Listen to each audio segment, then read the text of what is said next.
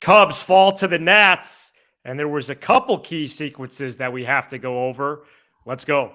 You are Locked On Cubs, your daily Chicago Cubs podcast, part of the Locked On Podcast Network, your team every day.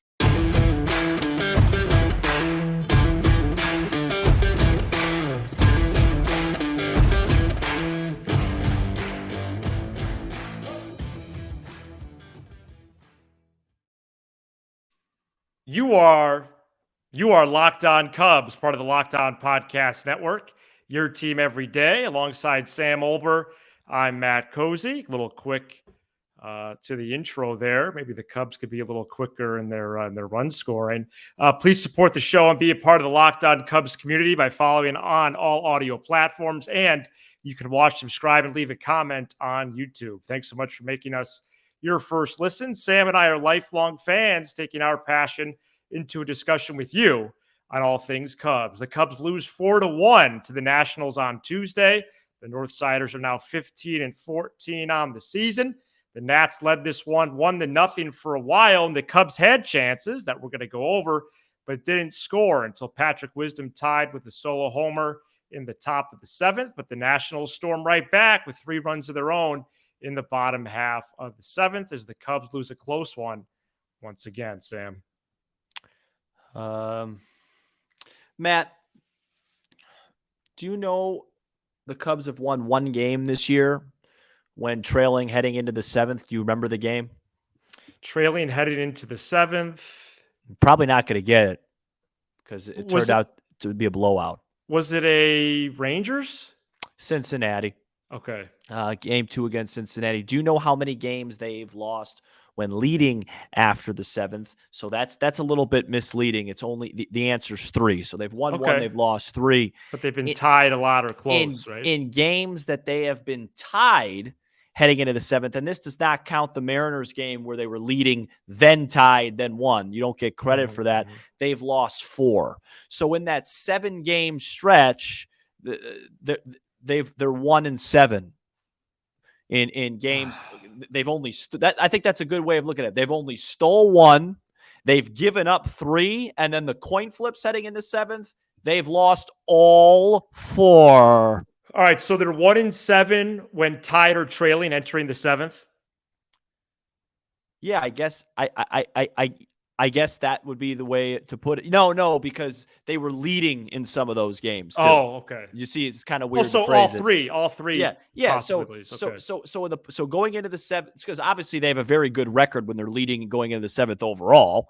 But going into the seventh, they have blown 3 leads. They have come back from 1 deficit. And then in tie games, like the Dodger game when Fulmer blew it in the ninth, they've lost 4.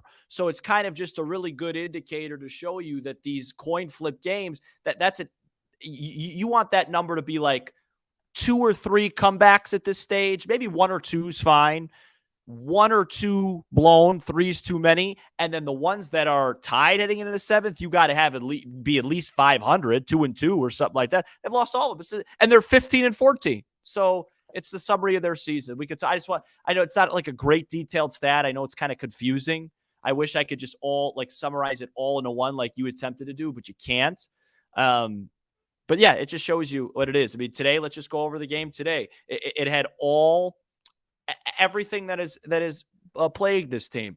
A botched play on a sac bunt by Hosmer leads to a run. Bases loaded, 1 out. 2 guys that shouldn't be playing at the same time, which we'll get to later, both don't deliver. Then you get what you've gotten all year, that big solo home run to make it 1-1. And then Keegan Thompson, who, we kind of mentioned about a week ago, wasn't pitching to the numbers he was pitching. Yeah. But Ross's defense, I totally empathize with him because, we on the show every other week, it's a new guy we think that should be getting a spot because nobody's delivering in the high leverage. Rucker came in and threw beautifully because the game was over. Him and Estrada cleaned up. Yeah, so it's a team. Somebody, I think it was Brady on Twitter, who I interact with a lot, was like, is there a stat for just high leverage, terrible relief appearances? And don't look over after Wisdom's homer. You get a walk with nobody out to your 9-hitter and your top of the order, and the slumping. I think it's fair to say the slumping Nico Horner might need a day off soon. But maybe Thursday. It just had all three. It just had everything. It's another close loss. And, I'm upset about it. I'm depressed about it. But at the same time, like, I'm not banging my hand down anymore saying it's a luck situation. You need to execute better or you're not a good team. And the White Sox are a funny example. They've won 2 games in a row that I just mentioned that the Cubs haven't won 2 all year. They were trailing late, or in tonight's case, Monday night's game, they were tied late, came back to win. But they're a bad team, right? They're not dominating teams like the Cubs have been able to dominate teams, which makes it even more frustrating. They can't win it. And I'll wrap up by saying I called you and I texted multiple people today saying, this is the game I've been talking about on the show, guys. When they got that out at third base on that Barnhart bunt where I thought he was safe, I thought Wisdom missed the tag. I called you. I texted multiple people. I go, this is the steal game. This is the game you got to get. This is the game I've been talking about on the show. And then when it was 1-1 in the 8th, I told you they were going to get beat. It's obvious. They just don't have it. And you get mad at me for being negative, but sometimes being negative is being correct. And it was just obvious. They're not delivering when it matters most. And the last thing I'll say, I'm sorry, is the runners in scoring position thing. I'm tired of hearing, hey, they're good with runners in scoring position on the year. No, they're good because they've had a ton of blowouts, and that counts towards hitting with runners in scoring position. What's their high leverage average right now in the last 6-7 games? Yeah, I think you have to just go past the last 7 days. I even do that with my own teams, looking at numbers just from the last 5 to 7 days. I think we can officially declare, Sam, the Cubs can't win a close game, at least right now. At least ones that are close late the whole time. Like they've been able to win like a 2-0 game against the Rangers that they had control of. But a game that going into the 7th inning is up for grabs, they can't win. I might have just off the top of my head, they did win that one late in Oakland. Remember that? That turned out to be kind of a rout. That was close late. Yeah, it was. I don't count that series. But yeah, tied or let's just put it like this. Tied or trailing, they've been dismal. Yeah. Entering the 7th. If they're tied or trailing, a flip of a coin is better, right, than the actual human being team. Right. A flip of a coin has been better. Yep.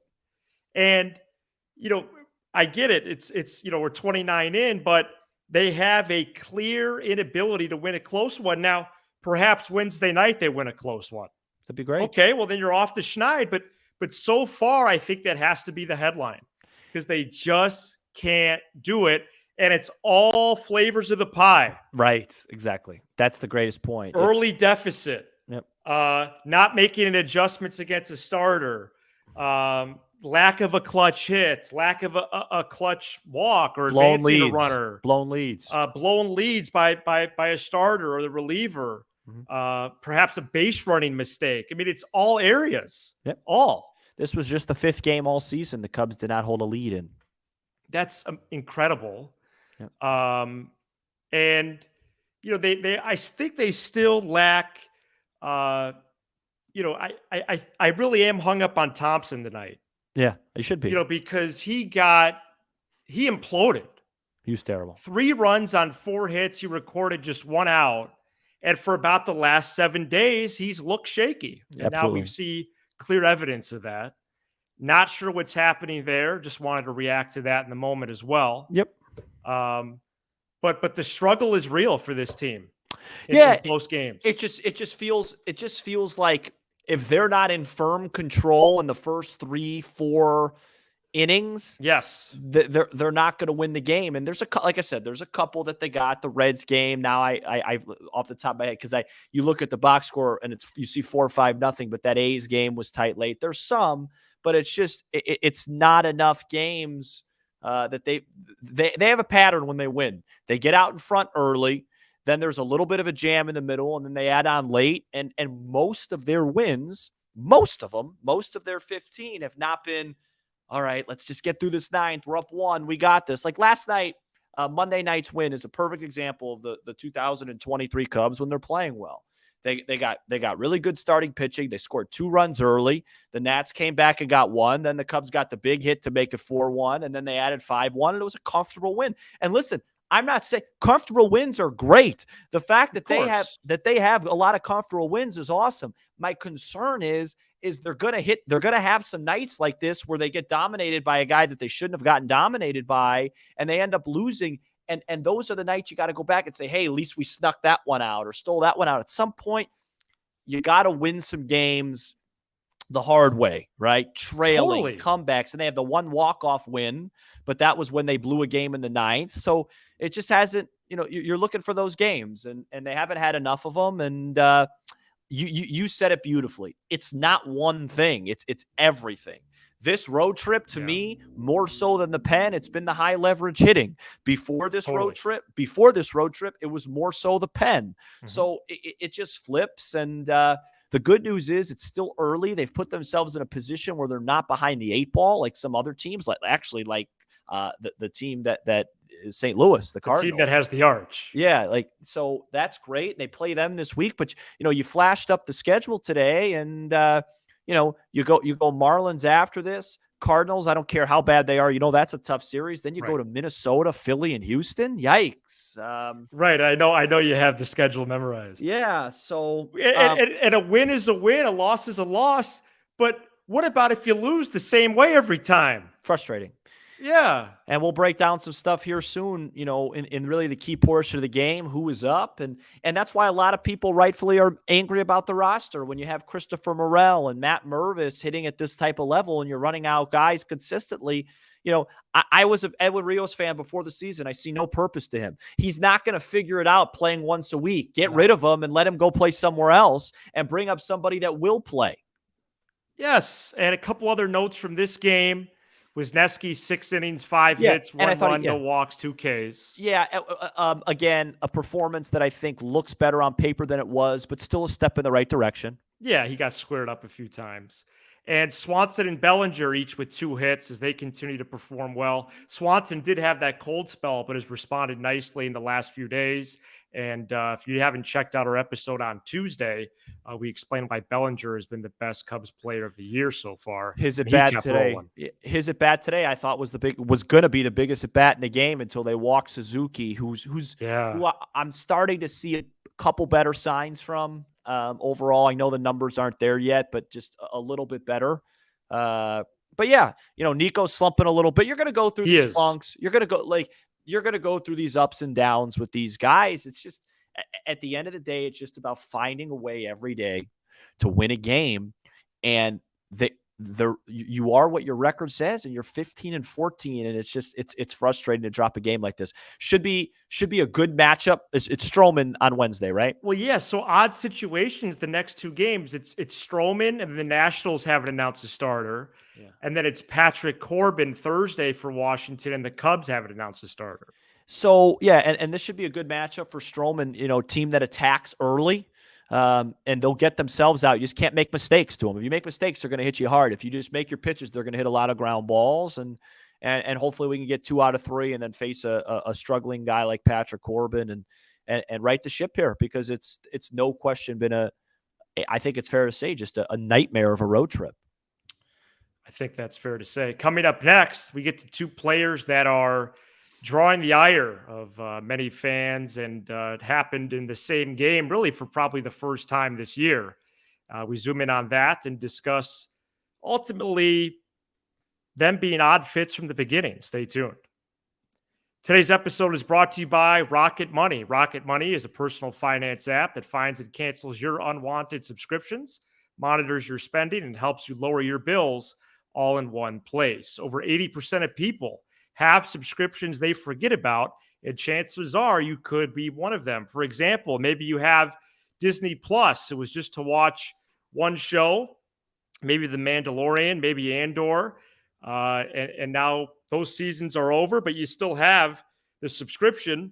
Well, Rocket Money could quickly and easily find that for you and make that adjustment, including canceling the subscription. It's that easy. It also helps you manage all your finances in one place and automatically categorizes your expenses so you can easily track your budget in real time and also get alerted if anything looks off. Stop throwing your money away, cancel unwanted subscriptions, and manage your expenses the easy way by going to rocketmoney.com/LockedOnMLB. That's rocketmoney.com/LockedOnMLB to use Rocket Money today. The Cubs play the Nationals at 6:05 p.m. Central Time on Wednesday, and you can listen to every pitch with the Cubs' hometown broadcast on SiriusXM. On the SXM app, search Cubs or tune into channel 844 and catch the Cubs all season long on SiriusXM.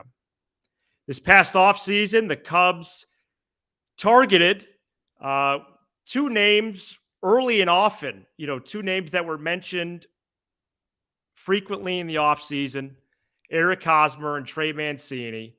And outsiders looking in just figured they would get one of them. And oddly enough, they got both. Very strange from the start. I'd like to check the tape on what we said on that. I have to imagine we thought that was odd. Despite Mancini, I know he was signed over the Cubs convention, so there was a lot of buzz and juice, but strange, especially when you have a top prospect waiting in the wings. Not only that, but he's performing. So, Sam, where do you want to start here? Because both of these guys had bad games Tuesday. Yeah, I want to start where I started in the offseason. Okay. I understood with Eric Hosmer. I understood it because of defense. His defense hasn't even been good this year. No. And then once you signed Hosmer, I didn't understand Mancini. I understand one of the two at the very most. It never made sense, and here we are. And to the people out there that say, "Oh, well, why?" Team chemistry and team building, and these guys are good in the clubhouse. Well, let me tell you something. I would be a subscriber to that if they were 18-11. They're 15-14. Hey, guys, they're not that good right now. So they need a lift. And I saw some quote from Carter Hawkins today on Twitter that was like, we're waiting for the right time. Well, you know what? Not to be this guy, but what if it's already too late? Not saying that you don't bring them up, but what if, I'm at the point now where the Cubs have dropped so many winnable games. If they were to lose this division by 4 or 5 games, 3 games, you know me, I'll go right back to April and say, hey, I think that's fine. Hey, the Brewers finished with 89. The Pirates finished with 83. I almost can't even hear this. Yeah, and the Cubs finished with 86. And you started out the year without Mervis and Morel, and that cost you some games in April. You could say that could already be there. Odds are it won't be because the season's so long and there'll be ebbs and flows. But you could. Absolutely.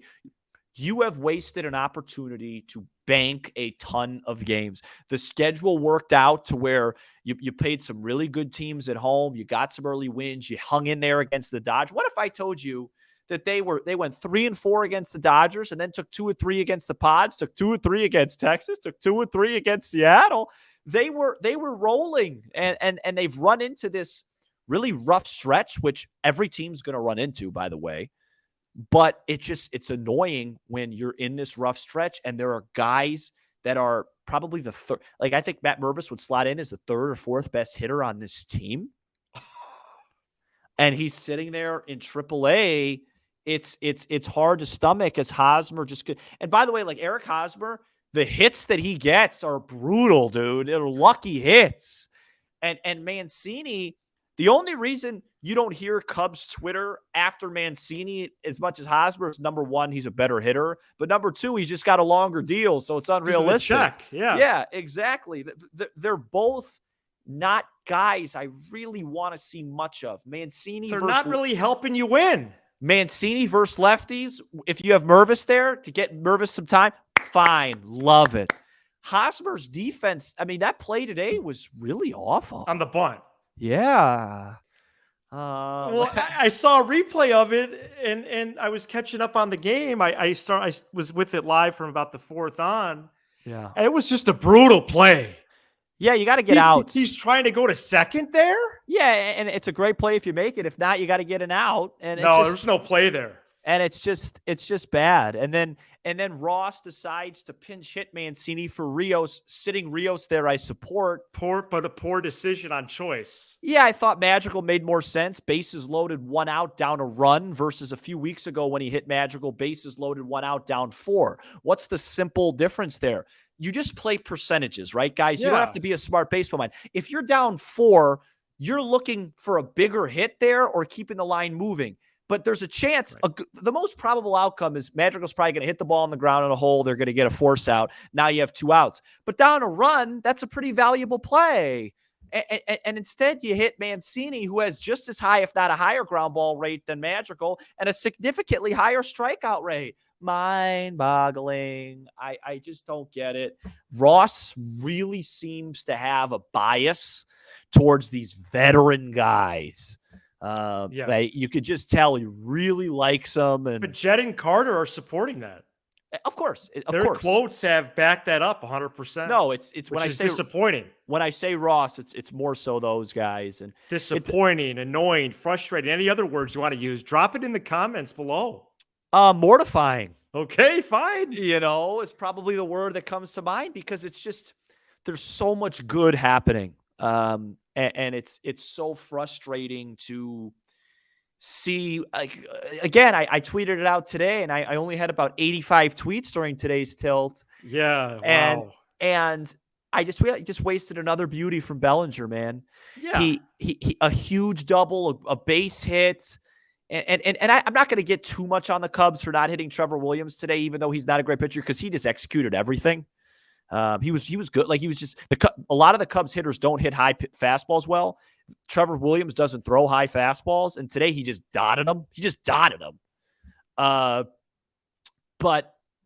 Bellinger was great again. Swanson had a play in the first inning. It was one of the best plays I've ever seen a shortstop make. And Horner made a great play late. Yeah, man. It's just okay. Well, so here, Mancini, 2 years, 14 M's. Oh boy. He's slashing 258, 307, 376. And that's after a really nice spell. And Hosmer, one year, 750K, 263, 309, 382. I mean, what else do I have to do as the host and producer of this program? Because I mean, how many lineup projection graphics do I need to draft? How many Mervis /lines can I give? I mean, I can give you plenty of lineups that work with Mervis and Morel rotating. You could easily rotate these brothers, and you could have Wisdom maybe even grab a few frames at first. Morel at third, or Morel DH, and Mervis at first. I mean, I got so much stuff here. You sound like you're doing like a Jewish prayer. How many lineups do I need to show you? I'm Jewish, by the way, folks. So get offended by that. You got to get rid of Rios and get rid of Hosmer. I mean, that's what you have to do. I think ultimately that's where we're at, right? Yeah, that's the obvious move to make. But again, I said this on Monday's show. I also don't attribute all that to those guys. No. There's some serious problems, man. Keegan Thompson looks awful. Yeah, I know. You said that 10 minutes ago. Are your eyes okay? Or no, I'm just really upset. Yeah, I know. I'm not. It's upsetting. I'm not like you. No. You're the type of guy. Sure, you're upset, but you're gonna wake up tomorrow, do your thing, coach your team, talk to whoever, do your thing. I'm gonna wake up tomorrow at about probably like 4:35 a.m. to use the washroom, and it's going to dawn on me, oh my gosh, we let another one slip away, and then I won't be able to fall back asleep, and I'll just get my day started. Like this stuff affects me, man. And no, I know it does. It's just, and the worst part is you could see it coming, and to go back and circle back to your original question. No, I need to see an eye doctor. Okay, that's you. It's too much screen time. I'm squinting all the time. Like especially if you're tweeting 87 times a ball game. No, and don't worry, guys. If we're 6 under in July, you won't have to worry about me tweeting because I'll be on the lake. Okay. All right. I'm going to come to this show uninformed if this is a team that's selling at the deadline. I'm not putting up with that again. Yeah, no, that would be tough. You could just update me on how the game's going. I could care less in August if somebody hits 3 home runs to take us to be, 58 and 65. Whoop-de-doo. Coming up next, we give some updates on some pitchers that have injuries. Stay tuned. Today's episode is brought to you by So Rare, a revolutionary fantasy baseball game and marketplace transforming fans into owners with officially licensed digital cards featuring players from across all 30 MLB teams. Unlike other fantasy baseball platforms, So Rare truly owns their fantasy experience, collecting, buying, selling, and competing with player cards against global opponents to win epic rewards. Win or lose, you still own your cards, and there's no cost to play. Head to sorare.com/lockedon. That's spelled SORARE.com to draft your team of free player cards, set your lineup, and start competing today to win epic rewards. Again, that's sorare.com/lockedon to start playing today. We're back here on Locked On Cubs, and we have multiple updates on pitchers who are injured. I'd like to start with Brandon Hughes, as the Cubs tried to bury that news over the weekend. Yeah, they did. They placed him on the IL, and he was starting to look really good, by the way. He hadn't really even been around for that long. Man, did they try and bury that piece? They did, and I don't appreciate it because David Ross, I mean, this guy's 27 bleeping years old. He has an 87-year-old knee. Yeah. David Ross mentioned the word routine frequently when discussing Hughes' situation now in multiple interviews. Trying to get a better routine, trying to maybe load management, to borrow a term from the NBA. But he can't be like 15 days on, 15 days off the whole year. I don't think that's sustainable. That's what you're saying is not good. And you know what I'm troubled by? A lot. Brandon Hughes' stubbornness to wear a brace. David Ross kind of called him out on it in an interview today on The Score. This guy doesn't want to wear a brace. If that's what's going to keep you around, dude, you got to wear that. Can we move on? Use it in practice or something. Right. What's next? Kyle Hendricks, second rehab start Wednesday for the iCubs. That's exciting. And Jamison Tyone threw a 45-pitch bullpen Tuesday. Could be ready to return to the rotation next week. Boy, you used the term exciting. Wasn't Hendricks supposed to go Tuesday? It got rained out, right? It got rained out. So we have no idea who's pitching Thursday? Is that no what's idea? Happening? And so, yes. No clue. It can't be Steele because he pitched Sunday and there was no day off. So we're just going to let that one go, huh? Yeah, I think they're going to burn a 40-man spot and bring up one of the starters with a 5 ERA with the iCubs. What? Yeah, they don't have enough. They don't have enough days off. What would be really beneficial would be if they could just have a really – who's throwing for – you said TBD for the Nationals on Wednesday. Yeah. What would be really helpful, and what maybe this is what they're waiting for, is if they could get like a blowout win tomorrow, and or just have Stroman pitch like 7-8. Maybe he could throw really well, which I'm a little bit it's a good matchup for him. But if he doesn't have his good stuff, he'll get hit because this Nats team's tricky. They're not a team that scares you offensively, but they're hard to overpower. You have to make your pitches against them. They hit the ball. Yeah, they hit the ball exactly. But Stroman likes to pitch to contact. Right. And again, going back to my point here, if you like Wisniewski was only at 70 pitches, 75 through 6, and no, he shouldn't have stayed in the game. That was the right move. That's not the guy you want to stretch out. But if Stroman could be super efficient tomorrow, maybe he goes 8. Yeah. And then maybe you could just do a little Thompson lighter bullpen day on Thursday. I could see that. Rucker could probably give length. Yeah, on Thursday, and see what that does, so you don't just have to concede a game like you did on Saturday by pitching a guy that shouldn't even, be able to eat popcorn at the park. And Cody Hoyer is now pitching an extended spring training game. That's good news. Should begin a rehab stint with an affiliated club later this month. He's on the 60-day IL, so he's eligible to return about June 1st, and he may just do that, which could be an interesting boost to the pen. Hey, Matt, before we end the show. I really would like to end the show. Yeah. Before we end respectfully. The show, I just want to ask you. No, I'm just playing. I know we're after Wednesday's tilt, we'll be 30 games in. Wow. How many, if the season ended and they did all-star game voting through 30 games, how many all-stars do you think the Cubs would have? I still think Nico Horner would be an all-star. Dansby's definitely made it. 3 or 4. Dansby, Bellinger. I think it's more. Dansby. Oh, it's probably 6 or 7 with the pitchers. Dansby, Bellinger, Horner. It's kind of hard not to have Wisdom in there with 11 home runs, but maybe that's a borderline.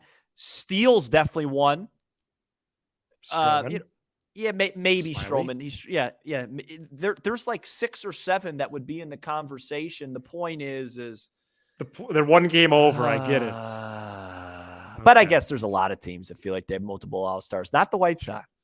Shout out to the everydayers who are with us all 5 episodes throughout the week. And you could become an everydayer by checking us out each and every weekday. Mark Be Leiter. sure to hit the subscribe button for Locked On Cubs on He's YouTube. been an all-star, man. And smash the like button for the algorithm.